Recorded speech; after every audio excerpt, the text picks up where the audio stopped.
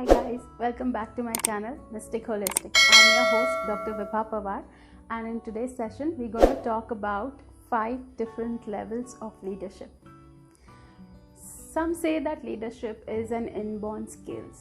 Leaders are born. Some say it's an acquired skill. Leaders are not born, but they can be made. I believe that it is an acquired skill. This video is specially designed for all those people who have moved up the ladder in their career growth as an individual contributor and now have been given an opportunity to lead a certain set of team as a leader. You can easily be a manager, but are you a leader? That's the question that we have to ask ourselves. Well, the answer to that question is, if you feel that you are not a leader yet, but you are a manager, then this video is for you.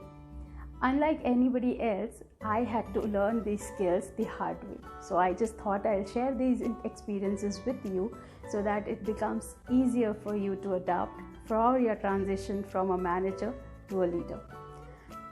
This video or the insights are based on the book called as 5 Levels of Leadership. It's a book by the author named John C. Maxwell. So I will take you through all the different 5 steps of leadership that every individual has to go through, and those levels will differ for your entire team as per the team members as well. So let's dive into it and understand how you can transition yourself from being a manager to an actually good leader. Let's get started. So let's start about 5 levels of leadership. The insights are from the book by John C. Maxwell. The name of the book is also called as 5 Levels of Leadership. If you still haven't subscribed to my channel, please do subscribe. If you like this video, if you find this insightful and helpful, please do share it with your colleagues as well. Thank you. So let's get started. Let me just quickly give you what are the different 5 levels of leadership that John talks about. So level 1 is rights, level 2 is relationship, level 3 is result, level 4 is people development, and level 5 is the ultimate level one can reach. It's called respect. So what happens in level 1? Level 1 is all about rights. People follow you because they have to. We all start our journey for leadership through this level itself. We get promoted within our same team, and the acceptance level within the team during the initial days is always on a lower side. People will follow you because they have to, because you have been given a designation that they want to follow the designation as such and not you. We all go through this level. Some stay in this level for a little longer duration, some stay in this level for a shorter duration. It all depends on your people management skill, how quickly you can move from level 1 to level 2. So what is it that it takes for us to move from level 1 to level 2? It's called relationship building. So in level 2, you will be equipped with most of the people management skills for yourself, where you'll start building one-to-one relationship with your team members. Now, it may not be necessary that all of your team members will have an equally good relationship with you as well. It's not that how it works. So you will be at different stages of relationship building with different team members. There could be some who would be a good team member and who would want to trust you, believe you, and look up to you. While there are certain other individuals who will be always skeptical about your decision-making capability, which is absolutely fine. Over the period of time, you will be able to convert these skeptical individuals as well into followers who want to believe in you. Once you move from level 2, the next upcoming level is the level 3, where people follow you because what you have done for the organization. Now the transition between level 2 and level 3 is usually a little faster as compared to the transition between level 1 and level 2. In level 1 and 2, you're trying to build the trust, you're trying to gain the trust from every individual so that they understand that there is a leader in you as well, and they want to believe that. In level 3, that trust has already started building, and they are seeking for evidences as to what you have done differently for the organization, that we can look up to you. What do you bring on the table from the doer point of view? That's the question that they are asking.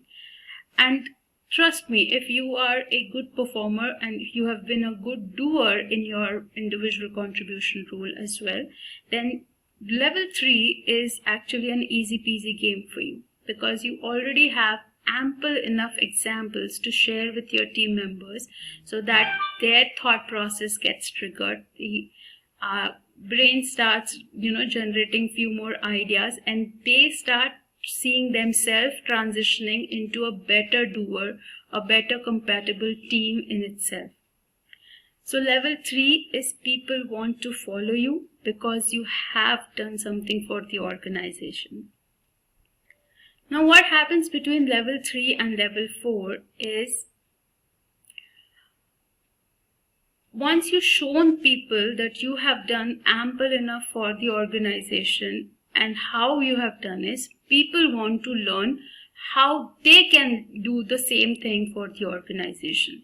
And this is where the people development skill comes into picture. As a leader, we have to develop our team, which is a reflection of us as well. So if you are being a good individual contributor and a performer, you have to imbibe that knowledge or embark that knowledge within your team members as well, so that individually they can also start contributing towards the greater goal for the organization. Now this people development skill can be either through a mentoring or a coaching. Now whether you want to be a mentor and handhold the things and give them a quick access, or you want to be a coach and ask or seek the answers from themselves, is up to you. And those scenarios will differ from case to case basis, and there is no one specific answer for that question. But if you are able to understand level 4 in detail, then your transition from level 4 to level 5 will also happen quickly. Most of the time people struggle between level 4 itself, where they fail to understand whether the user actually needs mentoring or coaching. If you are able to bifurcate that part between a mentoring need or a coaching need, you will be able to quickly succeed to level 5 as well. That takes us to the final level, that is the level 5, which is also called as respect. So by this time, you not only gain the respect of your individual team member, but also the respect of different other associates who are indirectly probably reporting into you or not even reporting into you. They look up to you because you have who you are, because you by the time have become a brand in itself that people want to be like you. Reaching this level is a little difficult because it takes a lot of perseverance, a lot of patience, lot of people management skills come into picture, and a lot of strategic skills also come into picture. But reaching level 5 is not impossible. It's little difficult, but it is possible. And over the period of time, we will be able to understand how we can reach from level 4 to level 5 smoothly.